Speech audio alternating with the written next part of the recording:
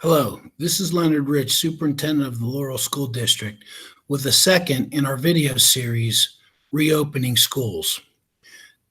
This video's topic will be Return to Traditional Instruction with Appropriate Mitigation. A few frequently asked questions. We see that the start of the school year has been pushed back for students until August 31st. Why? So August 26th, 27th, and 28th have been changed to Act 80 days.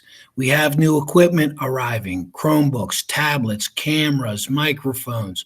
We're setting up our three learning pathways, our traditional instruction with mitigation, our synchronous instruction, as well as our cyber programming. All of those things take training and take preparation and take time.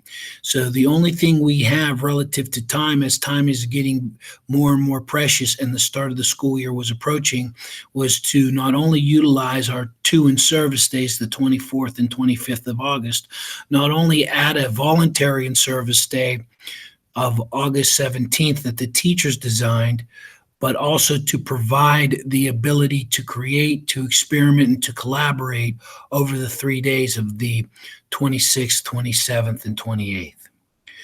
Also, why the delay of the school day by 1 hour? We are asking our teachers to do two jobs at one time. We are asking our teachers to develop lessons where they will teach students in a brick and mortar setting while a portion of their classroom is also in the virtual world. So the ability to create, the ability to design, the ability to check in on our cyber students and offer differentiated instruction is the purpose of that 1 hour. So the 1 hour will be designed to promote, develop, differentiate remote learning. And then the rest of the day will be designed to facilitate our traditional return and to deliver both the brick and mortar lesson as well as the virtual lesson in a synchronous manner. That's an extremely difficult task. It's one that we need to develop. It's an option that we need to have. So we need to do it with the fidelity that it requires. Some other questions related to our traditional return. Will those students who return to school be provided with PPE, personal protective equipment? The district is buying face masks, shields, latex gloves, and other materials as needed. Teachers, students may request what they want. This is funded through a number of grants recently released by the federal and state government. What face masks will be available to the Laurel community? We are buying face masks from different vendors. They will not be the N95s, but they will be the medical masks used for the general population. We will also have masks available for students. If students forget a mask and they need a mask, one will be provided for them. Hand sanitizer will be available in every classroom. The district is installing hand sanitizing stations also throughout the district. We will also have sanitizing spray and disinfectant. So there will be ample PPE available, not only from the district, but within the classrooms. Each classroom will have those spray disinfectant bottles and paper towels to clean on an as-needed basis through the day. There will be no expectation or extra expectation of leaving the room at the end of the day in any particular type of fashion, chairs up, chairs down, desks move, what have you, because the surfaces, the seats, the desk surfaces, the tabletops, etc., will need to be cleaned and sanitized by the custodial staff at the end of every day. Now, both teachers and students may be under a medical condition. And at this current time, they have the blessing of their doctor to return to work. But their doctor may change his or her mind with a new case count, and suddenly that teacher must isolate.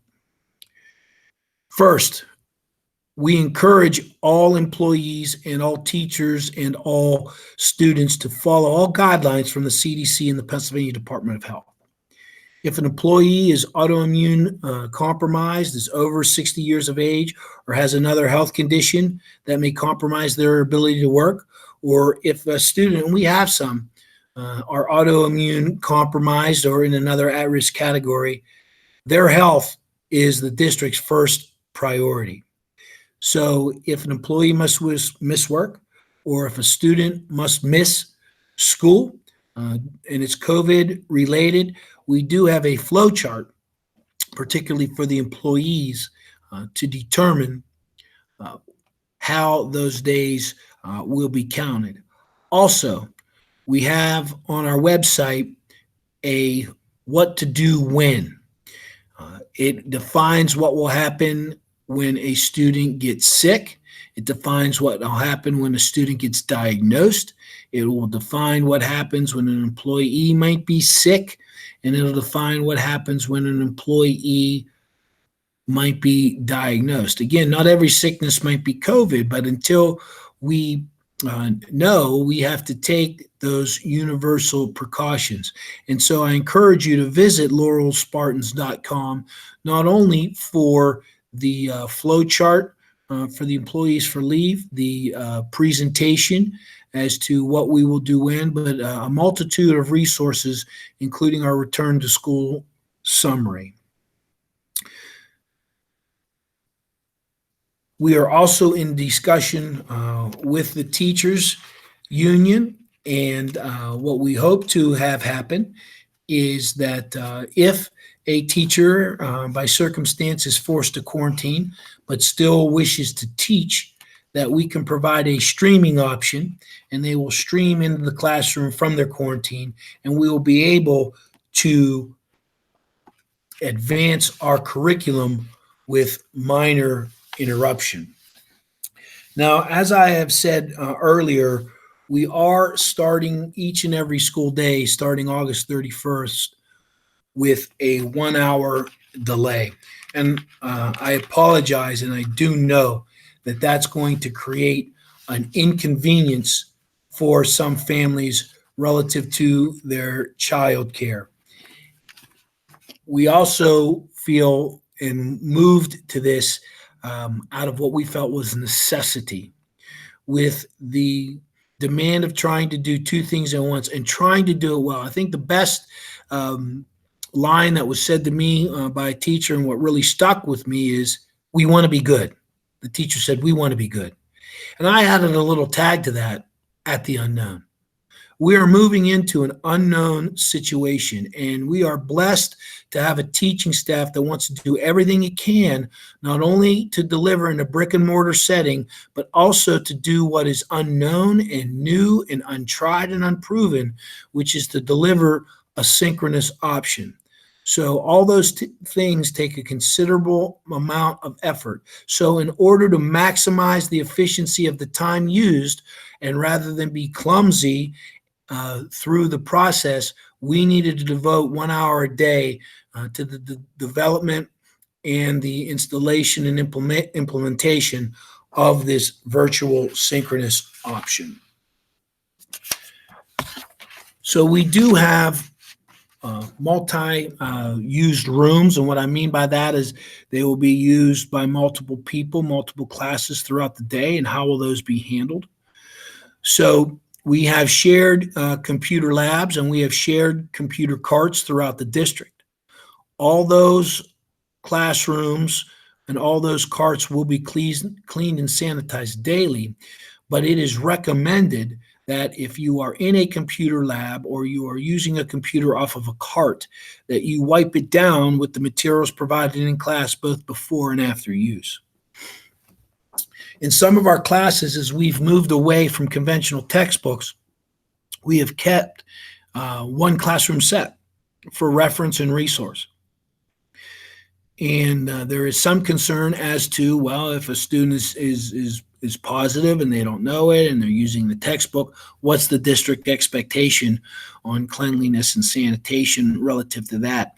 And we don't have a specific recommendation on the use or not use of paper resources, textbook resources.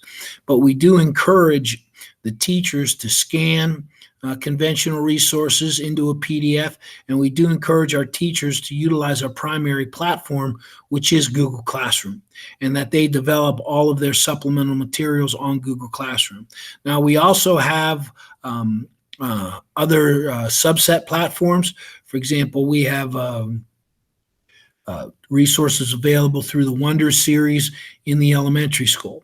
So, but our primary platform will be Google. There may be other supplements used, but Google is the primary method. With the paper resources, it's unknown as to the length of time that the coronavirus stays on some surfaces, including paper. Some strains of coronavirus live only for a few minutes on paper, while others could live up to 4 or 5 days. Of note, we know that it gets rather hot in our buildings, and we also know that our buildings are not air conditioned, and we also know that we need to increase ventilation. So in order to do that, the following has been stated to the custodial staff: that starting on August 24th and continuing until further notice, no grass cutting or other loud power equipment is to be utilized, operated within a 50-foot perimeter of any district window. It's imperative to encourage ventilation and airflow. As such, windows need to remain open during the day. Loud noises are a disruption to the educational process. There is also some concern about class sizes and the number of kids in each class in order to accomplish social distancing. What I will tell you is we've taken steps to accommodate social distancing where feasible. And I'll give you a little difference in nomenclature in that from the Department of Health, the face mask is a mandate where social distancing is guidance. So where 6 feet can be achieved, it has been. Where 6 feet cannot be achieved, we've mitigated to the best of our ability. All of our desks are in rows. We expect then that we'll eliminate contact with other individuals. Keep in mind that in order to be considered exposed to someone who is sick, you must be within that 6 feet, but you also must be in contact for 10 up to 15 minutes before they consider it an exposure. And also, if you are not wearing a mask and the other person is not wearing a mask within that time frame, they would consider that an exposure. But if you're wearing a mask or the other person is wearing a mask, that would minimize the ability for the virus to transmit. There are some classes, and it's just the reality of the situation in the elementary school, that are above 25 per. In the middle high school, out of the hundreds of courses and sections taught, we are at 92% that are below 25, which will allow greater social distancing. Now, there are some singleton course offerings, such as our advanced English programming, where it's only offered one time during the day, and then therefore that's going to make social distancing more difficult, and that will be then an emphasis on other means of mitigation.